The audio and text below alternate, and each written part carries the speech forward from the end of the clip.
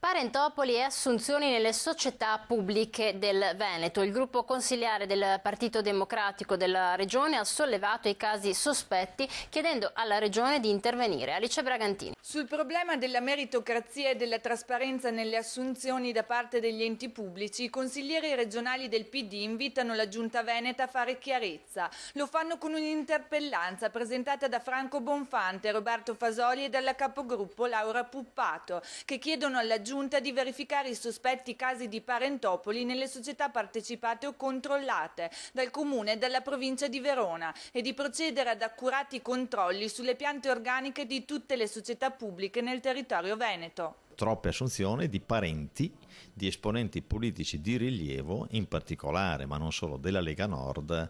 Io parlo del veronese, ma sarebbe interessante fare una verifica in tutta la regione. Noi chiediamo alla regione di fare questi controlli.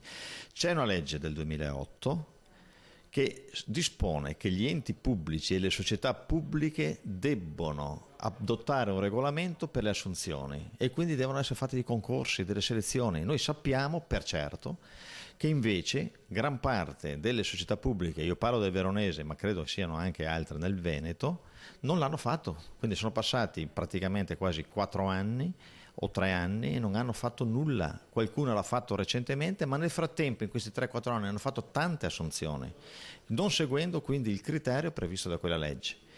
Ma anche avessero fatto delle selezioni, noi sappiamo anche che vi sono dei percorsi particolari che vengono adottati e quindi noi chiediamo un controllo rigoroso che questo non accada più.